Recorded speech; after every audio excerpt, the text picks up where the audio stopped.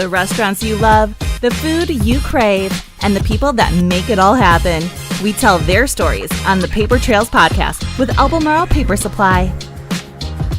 What's going on, guys? Welcome back to the Paper Trails podcast. My name is Nick Calgary-Mitros, your host, and we are on Season 3, Episode 13, and I'm very, very excited to have a good friend of mine that I've known for a couple of years now.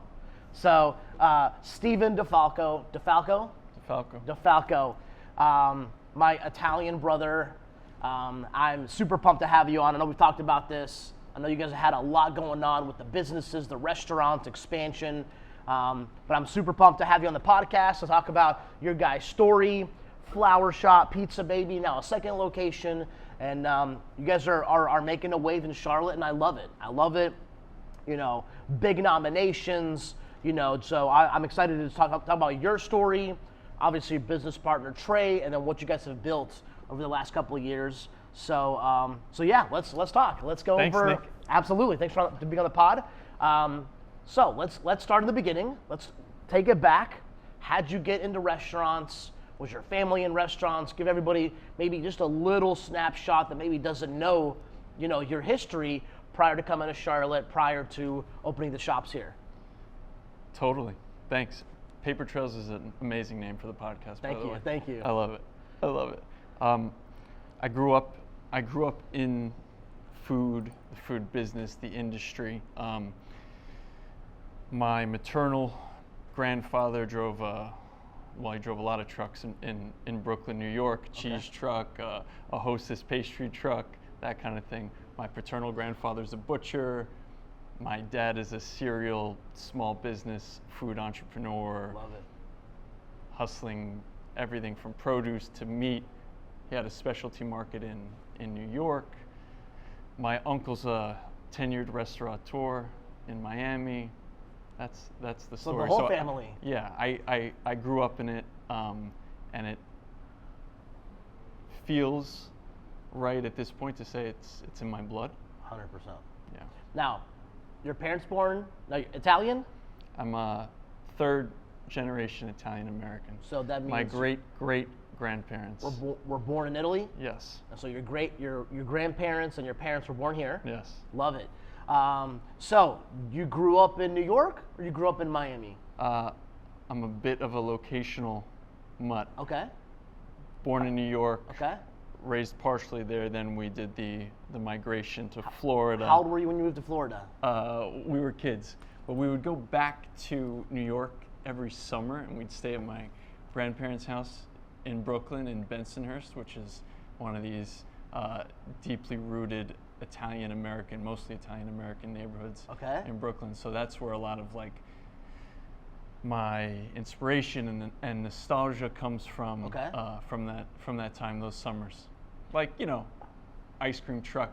I love it. Going down the street at night with the jingle kind of thing. I was gonna ask you, like, what do you remember from going back to New York? You know what I mean? Because, like, you know, it's kind of the same way with me. We would go to Greece to visit my family, and I remember, you know, hanging out with grandma and helping her in the garden and going and playing soccer with the neighborhood kids, and like, these are like just memories that I have. So like, what are things that you remember from visiting the family in New York? You know, did they have you help out at the shop? You know, was it, you know, did you hang out with the neighborhood kids? You know, what was it? You know. Yeah, all of that. I mean, it's deeply visceral, deeply nostalgic for me. But going to my grandfather's butcher shop on Staten Island, and then at the Brooklyn house, just these amazing meals. When any of our teams in the kitchens at any of the restaurants, whenever they're prepping parsley and garlic, my mind immediately goes to the second story, because my family in Brooklyn, they had a two-family, you know, so my great-grandparents on top and my grandparents on the bottom. Yes. And for some reason, my brain, that connection, the parsley, it takes me to the second story. My great-grandmother prepping parsley and garlic at like 9 o'clock in the morning, of course. Wow, I love that. Isn't that so interesting how, like, you know how like certain songs or certain foods take you to a certain place. Yeah. It's so interesting how like that takes you back to your family. I love that. Okay, so born in New York, moved down to Florida. Yeah. What were those years like? Kind of seeing dad. You said small serial entrepreneur. Yeah. What are some things that you learned from dad? Work ethic. I mean, what are some things that stand out to you at a young age? You know, 10, 12, 15 years old, kind of seeing dad hustle and you know, making it happen for the family. Yeah, totally. My dad was present. He was around, right? Yeah, so yeah. I'm really grateful for that. But that said, man, he was hustling. He was grinding it out for years. I love that. For years. I mean, and it was great. So I have these awesome memories with my dad. So going back to New York, I have this memory being at a cheese company in a basement in New York, and I think it's called plugging cheeses. So you have like these semi-aged cheeses that are hanging in a basement. Okay. And my dad was always talking to vendors, suppliers, negotiating, buying products, selling it, sourcing it, whatever it may be. I have this memory, really, really young memory with my dad, plugging provolone cheese in a basement in New York. I couldn't tell you where. I have to ask him for the details. Okay. But there was that, and then in Florida, my dad working the produce markets, and I would ask him if I could come with him. So like 2:30, 2 a.m. wake up, 2:30, 3 a.m. Early days. in the produce market, talking to these guys in these stalls and just tagging along with my dad. Wild, really cool, really cool stuff. To buy and sell produce. Sell produce. My dad was a produce jobber. Gotcha. Where he's buying directly from the markets. He's filling up a truck with produce, and then he's hitting restaurants. So then I'd be cruising around with him on South Beach delivering produce, and I was getting out with him at each stop one day, and then one stop, he said, "No, Steve, wait in the car." The account owed him money. I love that. I love that. He owed him money, so he didn't want to like show anything to you. Steve, wait in the car. That's hilarious. Yeah. Okay, so produce. You know, you're seeing dad work ethic, making it happen, providing for the family. Yeah. You know, if you always had an interest in food, like what, you know, did you cook at home with mom? I mean, was there like a love in the beginning of food, or maybe what food does for the family, brings them together? Is there anything like that? Oh, absolutely. I always loved food. I always loved to eat. Yes. I loved the table, right, for all of the figurative and literal aspects of it. Yeah. The conviviality, right, coming together and just bringing people together. All the cliches that are so true, right? Like the breaking of bread, all of it. But communal style eating, family style eating of large portions going on the table, and then sharing. But my parents are tremendously good cooks, like semi-professional, good. And when I started to get into the industry, the food business, and I started to dine out a lot and go to these great restaurants or take a trip to New York, I was always searching for the best, or that meal that was gonna like move me, right, or like blow my mind open. And I had amazing meals, don't get me wrong, and I was eating tremendously well-sourced products, whatever it may be, with service and presentation. The point is, the light bulb moment was going back home every time, realizing that my mother and father's cooking, that to me is the pinnacle. Okay, favorite dishes that they cook or that they have, or maybe that you just grew up on? Dude, just a simple, well coursed out three course meal of starting with an antipasto appetizer, into a pasta course, into a meat with a vegetable aside, and then maybe some dessert. I love that. I can't nail down like Specific. Like specific. Yeah. That's too heavy. It's too much. I can't. It's too early for that. I love that. Okay, so families involved. You guys are all eating at the table, very communal. Which, by the way, if people don't even know, like that's especially like immigrant European. Like I mean, Greeks are like that as well, dude. It is very like when we go over to visit family, it is very communal. We're all coming together. Hours of cooking. Yep. The wives, the aunts, grandmother. I mean, whatever, handmade from scratch. Phyllo dough, pita, whatever, salad, tomato, cucumber, onion from the garden. I mean, it is like the epitome. I mean, I love it. I mean, if anybody's ever like had like a dinner at a family, like an immigrant family, like you're coming in, you're eating, they're hooking you up, whatever. So, gosh, I love that part of the food business. I love that part. Okay, first experience in food as far as working at a restaurant. Where was it? I started.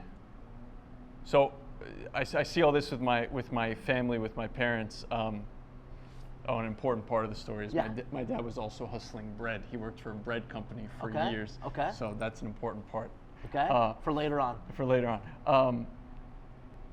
Italian, third generation Italian American, right? At this point, I'm not supposed to be in the food business. Yes. My parents don't want me to be in the food business. They did 10 backflips to send me to a private high school where the track, and now I think you have more language lately on that individuals, the youth, everyone can take like a different track, but of course this was one of those schools where it was college. Gotcha. four-year college track. So they intentionally tried to kind of put some guardrails to get you, and not in don't do this. Don't do this. We did this to survive. Now I'm not supposed to do it. And not because they hated the business, but it could be very I mean, it is very stressful. Yeah. I see it firsthand with my parents and my family. It's tough. It's just a tough business. And the farthest thing from glamorous. It's not what we were talking about earlier. It's not the Instagram portrayal. It's not the magazine portrayal. It was down and dirty work. Yeah. Intense work. Yeah. Coming early, prepping, negotiating leases, vendors, paying bills. I mean, it is way more than people see on Instagram as far as running a food business. Yeah. So to answer your question, I start working at a country club. Okay. So there I was able to learn. This was an amazing. It still exists in Vero Beach, Florida.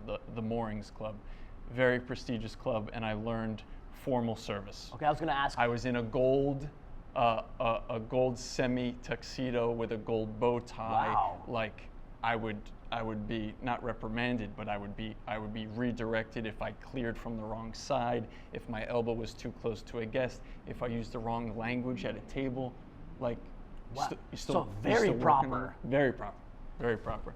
I then asked for a demotion to work downstairs because I wanted to work at the pool deck. So then I got to wear shorts and a Hawaiian t-shirt. Nice. And deliver chicken tenders and French fries. So I asked for the demotion. More casual. After I got that great structured fine dining education, which was awesome. Then my life in that world of employment, of food employment, my life changed when I started working for independent chef-driven restaurants. Okay, but now how long? Now at the fine dining, kind of first, was that serving, or was there any back of the house at all, or was it all front of the house? All front of the house. Okay, so you kind of saw forward-facing customer, proper language clearing, like more of that side. Yes. All right. So then you transitioned in independent. Is that when you started getting into back of the house? A little bit, yeah. Okay. So I would Osceola Bistro chef Chris Byerly introduced me to the world of independent chef-driven restaurants. Okay. And it opened up a world for me. I was amazed. I fell in love with it. I fell in love with chefs, with these classically trained chefs that then went into this model, which you could argue is very European or international, but to focus on Europe, very Italian or French in style, where it is a small restaurant with well-sourced seasonal ingredients. Whatever is available, we are fixing them up, preparing them, and serving them, as opposed to these larger chain restaurants or where commercial, you have these commercial, where you have these fixed menus with fixed products that never change. Things like that. Interesting. Okay. So is that where you got the majority of your training, or I guess the beginning of your training with this chef? Yes. So I was prepping in the morning with him, and then at night I was serving. And then that was phase one of my education. Okay. I worked for a season with him. Then I went to Italy. Okay. As a stagiaire, and I staged. So the season in Florida is very seasonal. Yeah. So after Chef Chris Osceola Bistro, I left in May, one-way ticket to Italy, to the great South Italy.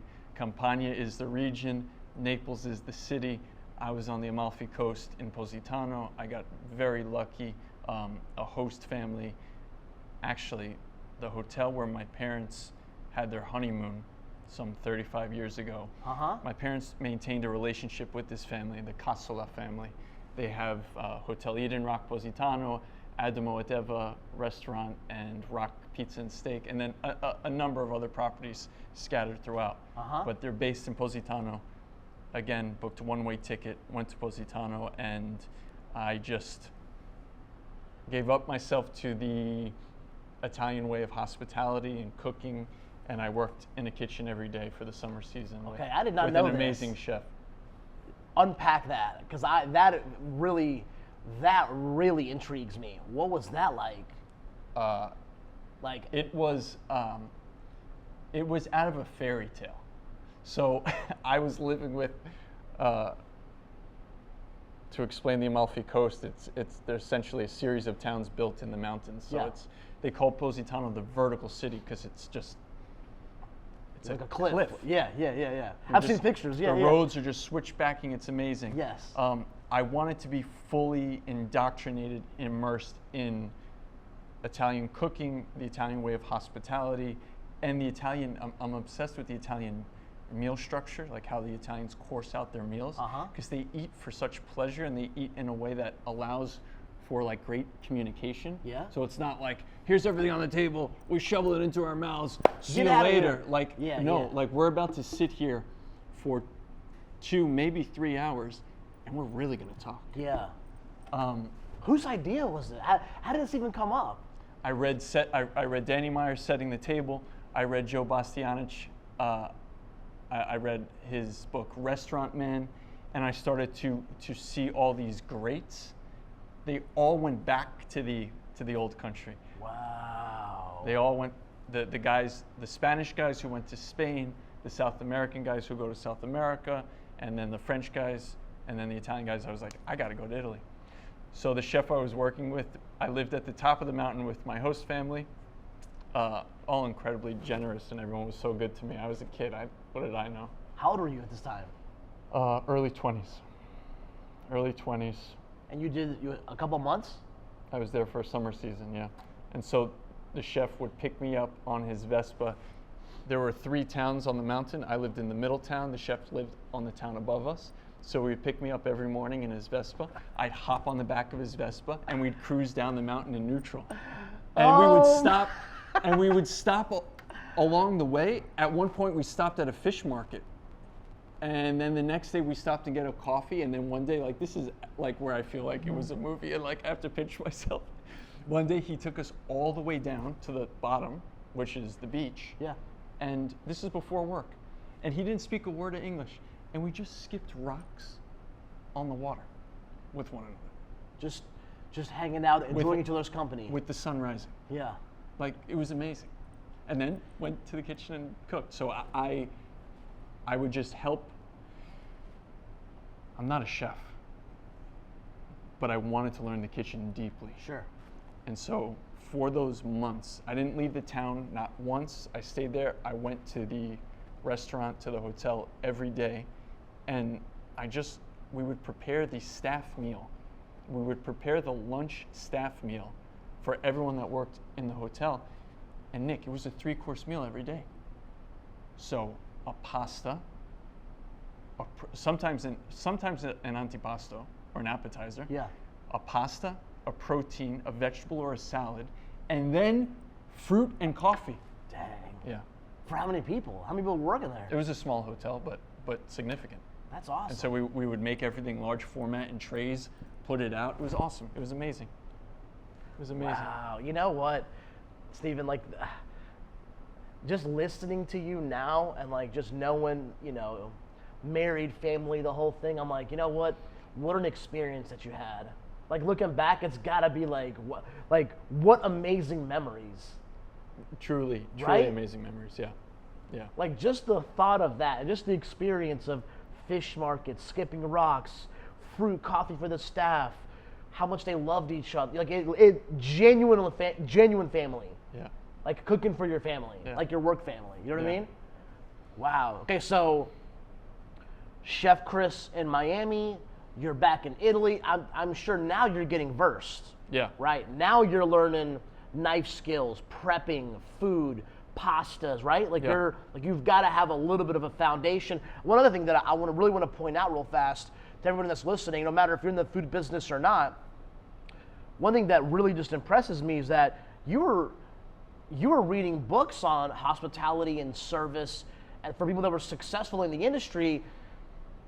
Like, this is what it takes to win and succeed at a high level. You've got to do some due diligence, do some work, study your craft. Like, you can't expect to charge high dollar amounts and be a professional unless you put in the work. And so I think that's something incredible. Like, you know, I don't want us to gloss over it.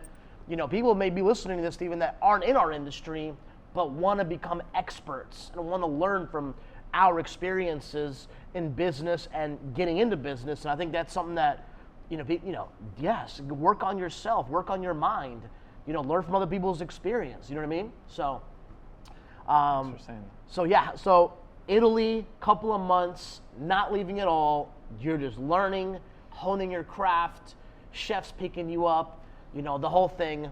Was that just a one summer thing? Or did Yeah. Okay, so Yeah. you did that. You're coming back. You're in your early 20s. How do we progress from here? Where does life take you?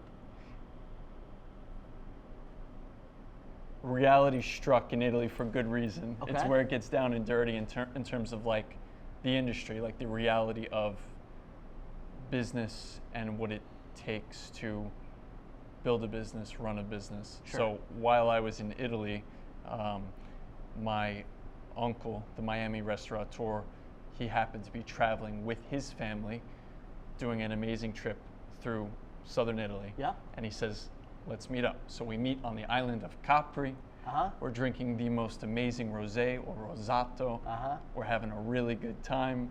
My uncle at this point is a hyper successful restaurateur. Okay. And I'm living a fairy tale life. And my uncle is on a vacation, taking a break from running his businesses, right? And in so many words, he says, what are you gonna do? Yeah. And in so many words after that, he kind of pushed me to think of reality and what I need to do. And already my mind was starting to go this way. I was seeing all these amazing guys that I was working with, these amazing chefs, these amazing restaurateurs, these families, and now I needed to figure something out, Yeah. right? Yeah. I was always financially motivated, wanting to work, make money, build something. Yeah. Keenly aware that I need to learn, right, and get experience. Sure. But now understanding that it was time for reality, and Yeah. and I was preparing to put my head down, and know that now it was time to put my time in and grind it out. I book a ticket back to the States, and like 2 weeks later, I moved to Miami, and I start a very intense 5-year apprenticeship. I was paid, but my uncle took me under his wing. Wow. For 5 years, running his $11 million a year massive restaurant in the heart of Brickell. And I mean, 150 employees, Wow. multiple revenue centers. What year is this? This is from 2012 to 2017. Wow. So it was the food operations. I learned food in Italy, but here at the name of the restaurant is Periconi's. My uncle ran it for almost 30 years. I got the. Is it still there? He just closed it. Gotcha. It hurts. It hurts. It was time for him to retire. Sure, He's amazing. sure. I'm so happy for him. That's awesome. I got the food operations education of a friggin' lifetime. Wow. So you literally went to food university for 5 years with your uncle. Yeah, I say that was really I think I got 2 informal MBAs, and that was one of them. Wow. Okay. So let's unpack that. What are a couple things that stand out to you right now when you're closing your eyes and you're thinking those 5 years? What was it? Was it the numbers, the payroll, scheduling, paying it? What was it specifically for people maybe that are listening that are maybe in our industry or even not that you got from that MBA course that your uncle took you through? There I saw the non-glamorous side. I mean, everyone sees my uncle as a hyper successful, he's like a restaurateur's restaurateur. Again, the magazines, and this is before Instagram, right? Yeah. So magazines, People magazine, stuff like that, Wow. him in these publications and all of this exposure and everything. Miami in the 90s, early 2000s, the clothes, the cars, the whole deal. The reality of operating, being in the store, the 4 walls, watching and being hands-on. Of course, all of your standard business practices of delegate, structure, organize. But that said, ownership and upper management, you need to be there, you need to be hands-on, you need to be in it. And you know what? Just a side note, fast forward to 2024, even more in today's world, right? I mean, and if I'm out of bounds, please correct me. I've never run a restaurant. I've seen my parents do it. But if you're thinking in today's world, you can just start a restaurant and not be in it or present at all and not, dude. Nah, it doesn't work like that. Yeah, it doesn't. Like, maybe at some point, maybe you could, but right now, the economy, the way things are going right now, July of 2024, you've got to be your uncle. You got to be in it. You got to be in those 4 walls, touching the staff, touching tables, seeing what's going, having a pulse of the business and what's happening. And right? I mean, what are your thoughts on that? Without question, Nick. Without question. And then, I mean, of course, you have restaurant groups that have 20, 30, 40, 200, 300 units. Those are different. Those are different. Those are different things. Yeah, that's a whole different animal, right? It's a whole different animal. But that said, now this time of the economy of our industry, wow. So 5 years, uncle, MBA, so to speak, in the food business, the non-glamorous stuff, the non-interviews, all that stuff. I love that. And you know what? Hey, that's a good suggestion to anybody, right? If you're in IT, if you're in landscaping, if you're a roofer, find a mentor, find someone that's going to help you. Oh, big time. And you know what? It's okay to be underpaid for a couple of years to learn the craft. Yeah. Right? Because especially when you find the right person. You found your uncle was successful. He wasn't, you know what I mean? Yeah. Like you were reading his mannerisms, his habits, and you're able to adopt those successful habits and then implement them in the future, which I love it. Okay, so Miami, that whole thing, all right? Anything next, or is that when you move up here? A big part is next during this time in Miami. We were introduced to a guy named Jim Leahy. Okay. We sat on table 43, round table in the corner of the restaurant, the first dining room. This is at Periconi's. Me, my uncle, Jim Leahy, John Warren, and a couple other guys. Jim Leahy is perhaps one of the great bakers of the world. Okay. For sure our country, if not the world. He's the first ever to win the James Beard Award for Best Baker. Wow. So he opened up the category, and then perhaps the next year or the following year he won another James Beard Award.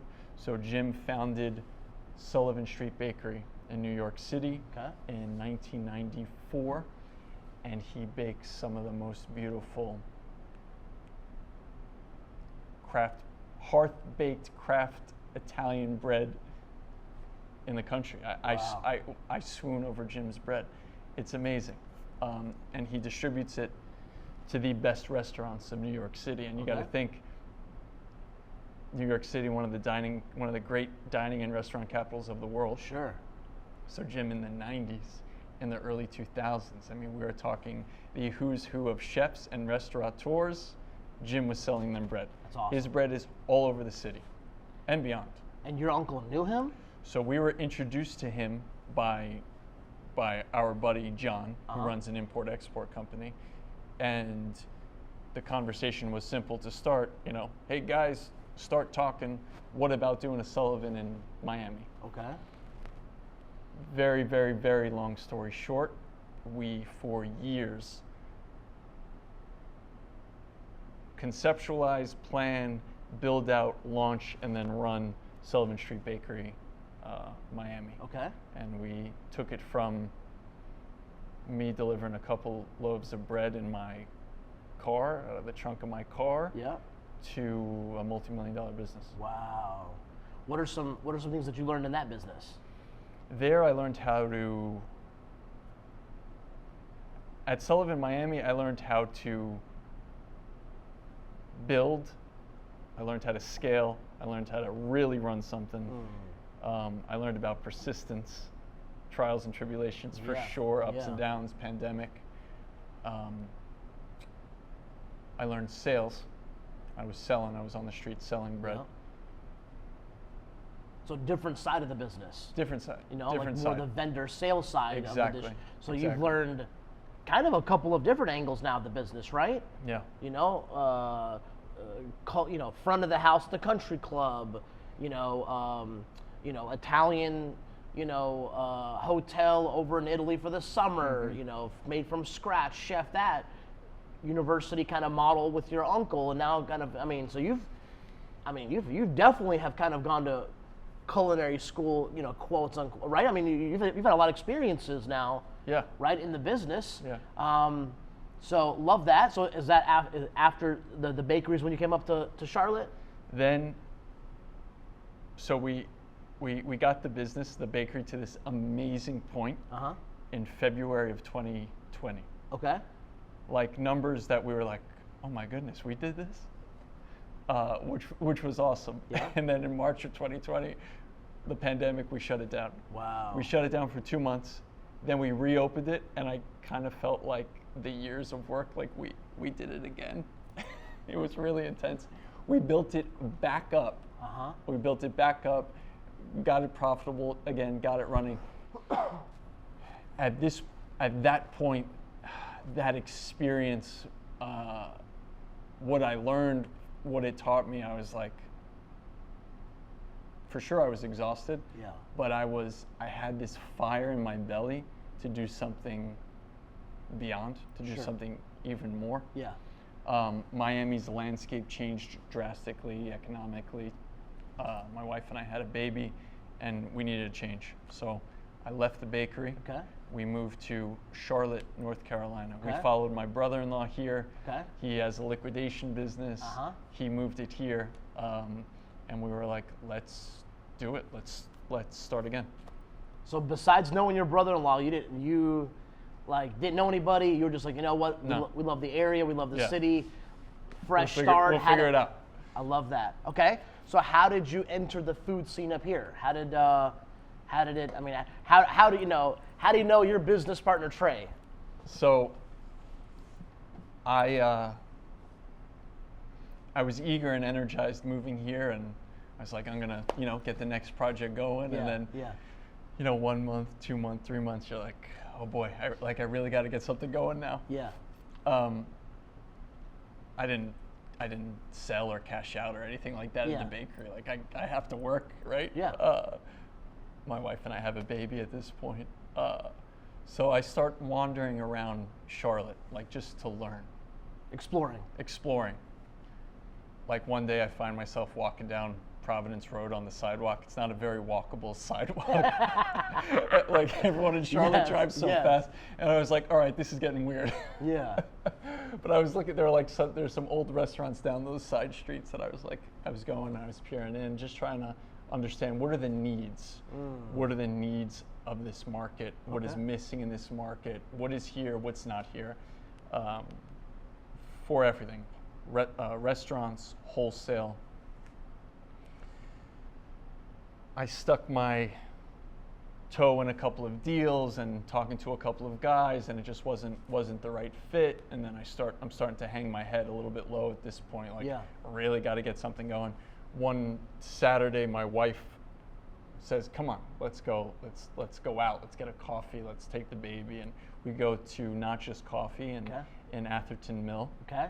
And I'm walking to use the restroom. I turn a corner, and I just about physically bump into this guy that's holding his baby son. And I stopped, and my eye catches a shirt that has a bud of wheat on it. And it says Flower Shop, Flour. That guy is Chef Trey Wilson, and the rest kind of became history. I said, "What's Flower Shop?" And he said, "Hey, man." And he starts telling me about his restaurant, Flower Shop. Again, it had the wheat, the wheat stalk on it. So my brain is bread, wheat, flour, bread, right, pasta. I get it, yeah. And we start talking, and then our cell phones come out, and I'm showing him our bread in Miami. He's showing me his bread, his pasta. He's a classically trained chef. You guys hit it off. We hit it off. Then we started going on a lot of professional dates, a lot of coffee dates, spending a lot of time together. Talking. Building relationship, building rapport, Yeah. which is important, right? I mean, let's pause for a second. If anybody's looking to do any partnership, get to know the people. Oh, of course. Right? I mean, it's in a world where and you know what? Partnerships sometimes don't work out, but do your due diligence. Mm-hmm. You know what I mean? Do the best you can to get to know people on the front end, which is what you guys did, it sounded like. Yeah. Trey and I both moved very fast, and we moved quickly into our beautiful professional relationship. Okay. But absolutely, we put the time in. Sure. Getting, and we shared all of the same ethos and sensibilities surrounding business, operations, and food. Love it. So it all checked out. Love it. It all checked out. During this time, Trey is trying to get a pizza project going. Yeah. He was making pizza out of Flower Shop to survive the pandemic. One of our wine vendors here in town, amazing Italian guy. One day I was picking up a couple of cases of wine at the warehouse, and he stopped me. He said, "Hey, Steve," in his amazing Italian accent. "Hey, Steve, you know Trey? You know about Trey? Trey's a survivor." So Trey's a survivor. He's been hustling and building food businesses since 2007. So this is a third party telling you. Now, does he know that you guys are talking about business? Yeah, he knows we're together at this point. But no, the point I was trying to make is that Trey's a survivor. 100%. So Trey, at Flower Shop, through the pandemic, is making pandemic pizza, pandemic pies, baby. To just make it through. And it's him, Chad, his longtime sous chef, and one person at the register. Yeah. Back there. Yeah. Making pizza. No, the reason I just even bring that up is to have a third party person say something like that about your either current or future business partner. Man, what validation that, you know what, dude? Okay. Yeah, he's real deal. You know what I mean? Yeah, exactly. Yeah. It's just like, you know what? This is a good fit. This is a good, you know what I mean? So I think just having somebody else even say that, you probably already knew it, but just having another person say that is just like, you know what? Okay. Yeah. You know, so I love that. All right. So you guys meet, you start talking. He's making pizzas to survive, trying to get things going. Fine dining is out of the loop during the pandemic. You're just trying to make it happen just to sell and to create volume and get some sales and pay the bills. You guys are working on a pizza. How does the next? Trey's starting to put together Pizza Baby. One day we're sitting drinking coffee at the bar here at Flower Shop early morning. And he says, I've got a line on a space, let's go look at it. And it was Pizza Baby West on Thrift Road. Yes. And it was nothing. They were just brick warehouses at this point. Yeah. We look at it. Again, long story short, rest is history. We end up taking that space. We sign a 10-year lease, and we start figuring it out. Love it. Trying to get Pizza Baby open. We open it a year or so later, a little over a year later.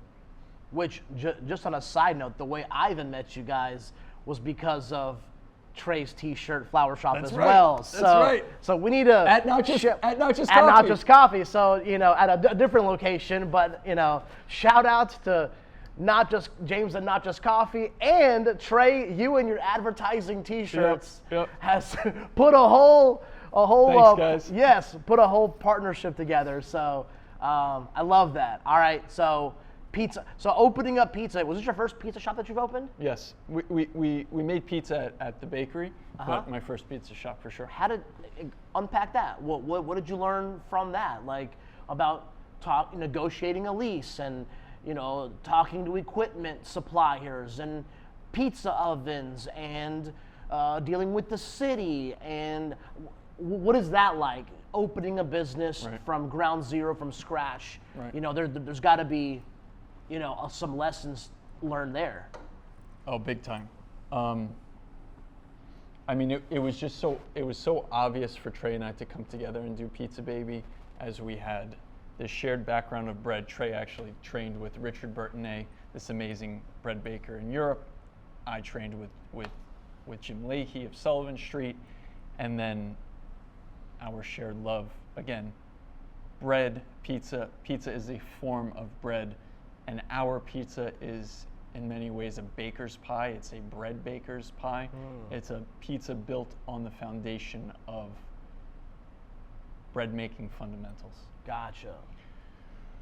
So that was very easy for us to come together on this and what it should be. Yeah, because you're speaking the same language. You guys understand each other. Bread, dough. Exactly. So that's said in terms of concept, passion, vision, right? Then you have the reality of everything you mentioned, right? Leasehold negotiations. Trey handles most of, if not all of our real estate. He has an incredible pulse on the city, on current and emerging neighborhoods. He has a residential home on the west side in Wesley Heights, where the first Pizza Baby is, Pizza Baby West. Yep. So yeah, it starts with that lease. A lot of the big boys say every restaurant deal starts with a real estate deal, right? So you need to have an understanding of real estate, price per square footage, the building conditions, everything, city, county, all of that. Yeah. Then you're going to get into your build out, so architectural, engineering, general contracting, plumbing, the whole thing, mechanical, electrical. So you start wearing all these different hats. You start learning about panels and amps and voltage and plumbing and HVAC. Interesting. Yeah. Then you're going to get into all of your permitting, be it liquor licenses, beer and wine, and throughout this, another great lesson, but throughout this entire journey, the boogeyman's going to pop out. Yeah. From under the table, from behind that wall, the boogeyman being challenges. Unexpected things. Roadblocks, unexpected things. It's not about not having your ducks in a row, not being organized, just unexpected things that you couldn't plan for, or some things that were even missed. Because it's just a barrage. It's a firestorm. Nonstop. Nonstop of information and detail that you need to assemble a really good team, and we have an amazing team to make it happen. Yeah. I mean, and it's even with all the planning in the world, that stuff's still gonna happen. It's not like, I mean, it's just whatever, this, that. You know what I mean? It's just, the boogeyman will come up. That's okay. And you know what? Good. I'm glad it shows up, because if you're gonna have a successful business, i.e. restaurant, whatever, you're gonna have to learn how to overcome. You're gonna have to learn how to figure stuff out. Like, be on your toes, pivot, adjust, right? Just how Trey did, right? Flower shop, for people that don't know, and we'll put some B-roll here for you guys to see what an amazing look. It's tucked back, but it is beautiful, right? But adjusting and selling pizza out of the shop, these are things that you've got to learn how to do as founder, co-founder, owner, even a number 2, 3, 4 to company, to help out the owner, make adjustments. You know what? Good. Because you guys, that's another level of learning now that you have under your belt for a second location, if that's what your goal is, or a third, or whatever. So, okay, the open Pizza Baby 1, is it busy? Is it welcomed? This is, give us some insights on the food at Pizza Baby. The quality, everything. Spend a little time on Pizza Baby real quick. Yeah, we open. It's a great start. Trey has this tremendous legacy in town. So we grabbed all of that traction, right? Yeah. That history, and we launched Pizza Baby. It's an Americana-style pizza restaurant, and so we say that it's a pizza restaurant. Yes. It's not a slice shop, right? Yes, you can call it a pizzeria, but the point is it's a pizza restaurant. So the idea is that you sit down and you have a meal, you dine around pizza. Yes. With appetizers. Trey likes how the beets look from Boy and Girl Farm. He's going to put beets with a whipped yogurt on the plate. Salads, Joyce Farms chicken wings, right? So not a commodity chicken wing, not a commercial chicken wing, with all due respect, but a beautiful pasture-raised Joyce Farms chicken wing from a local North Carolina vendor, right? With craft cocktails, unique to pizza, right? You don't typically see such a deep bar program. Yep. Craft specialty cocktails, boutique wines, beautifully curated wine list, focusing on Italian wines, as we feel that it pairs best with a lot of the pizza. Absolutely. And then good craft beers, good suds.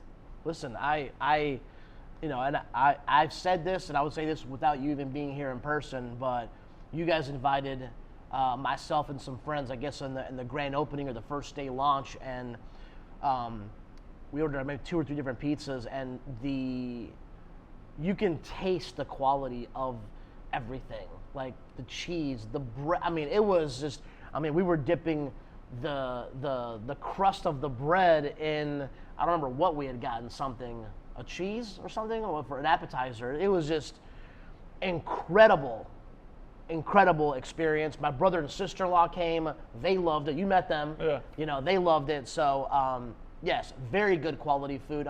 I knew it was going to be good, Steven, when I came in, maybe an early morning, and you and Trey were in the back, kind of, doing the dough thing, in the mixer.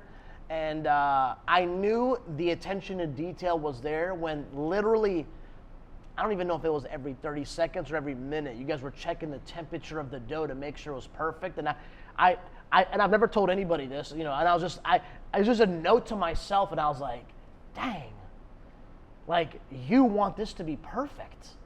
Like, this isn't, you know what I mean? Like, this isn't, hey, just have some, you and Trey were figuring out early on the exact consistency, whatever you were doing. I don't even know what it was. I'm just a third-party bystander, ignorant to bread or bread making, but it made an impression on me, to be honest with you. Because you were, and I was like, oh, okay, like, so I was looking forward to it. So obviously Pizza Baby 1, great launch, great up-and-coming neighborhood, right? It's only going to get busier. Wesley Heights area, Now you guys have opened a second location. What, a year later? How long was it? 6 months later? I'll tell you exactly because it's interesting. It wasn't even that. It wasn't that much later.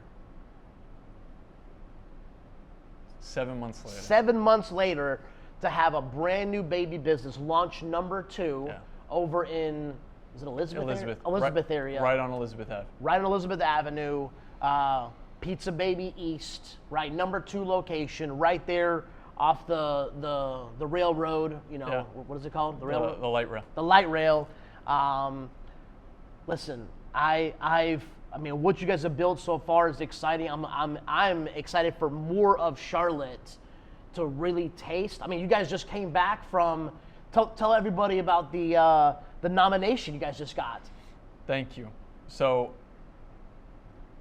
during the opening of Pizza Baby East, yes, we get this somewhat mysterious email sent to our general email address, general inbox, and it said "Dear Pizza Baby," right? So at this point, I skipped over it. Yeah. You're getting hundreds of emails. Right. It's okay. I said okay. So I almost deleted it. I'm glad I didn't. I skip over it, and then their address kind of caught my eye and stuck in my brain for a little bit, and I went back to it. I read through it. I said, "Oh man." So it was an email from 50 Top. Okay.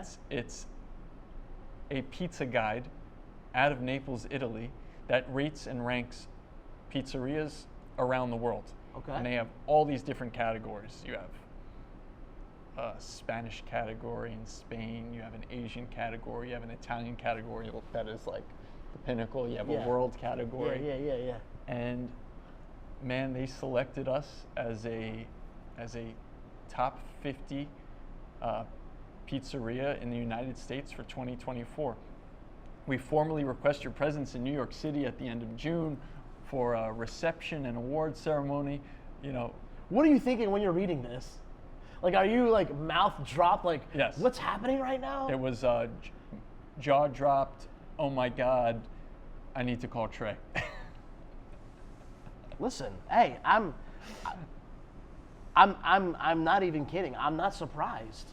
I'm not surprised. Like, because of the level of intricacy that I saw you guys putting in early before you even launched the store, I knew the quality was going to be there. I knew it.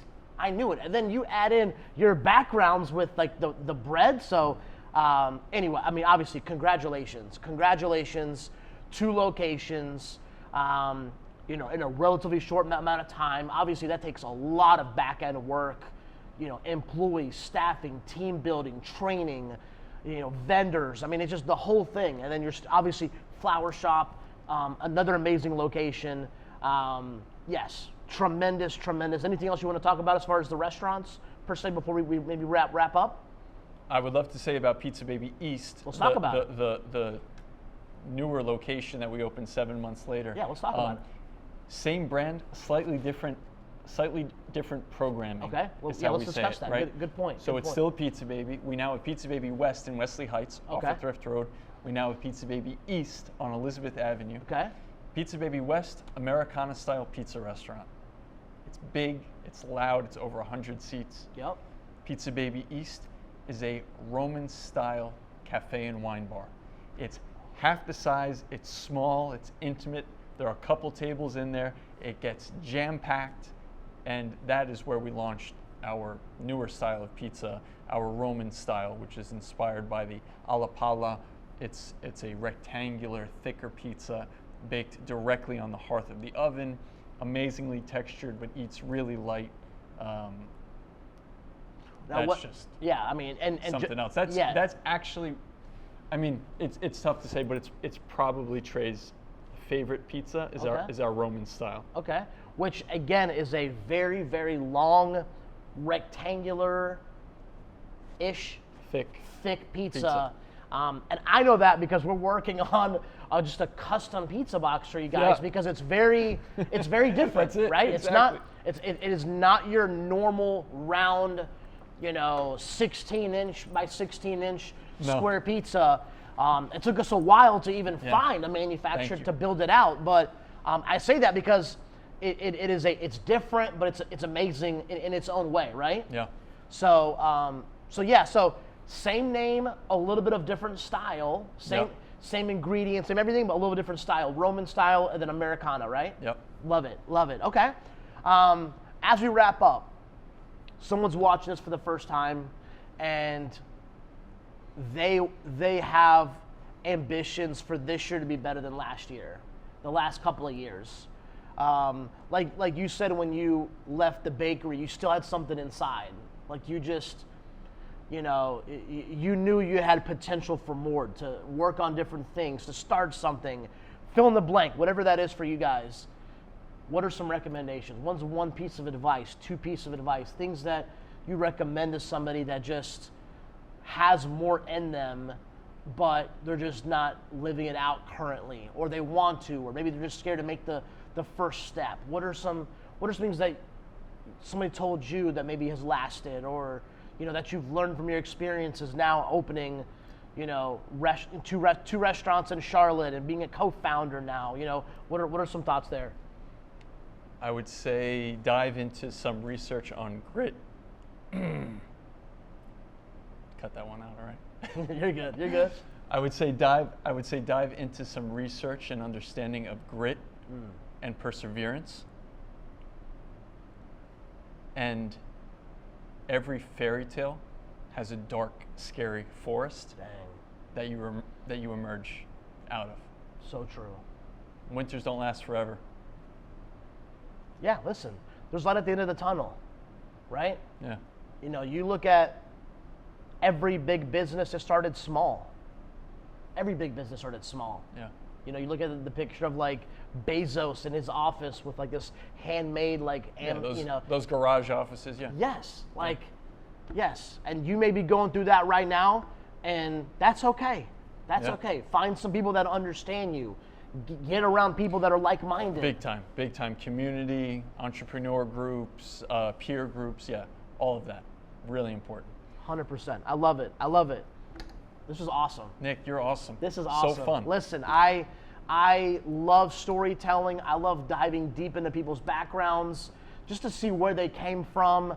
And you know what? I'm not surprised you guys have successful restaurants because of the due diligence and the work ethic. And you guys are always, and you guys, just you and Trey make up such a good team, right? Like you guys just have different strengths and, follow-ups, and I mean the whole thing. I mean, just working with you guys for a number of years now, it's been so much fun, and I wish you guys nothing but the best and success. So, episode 13 in the books.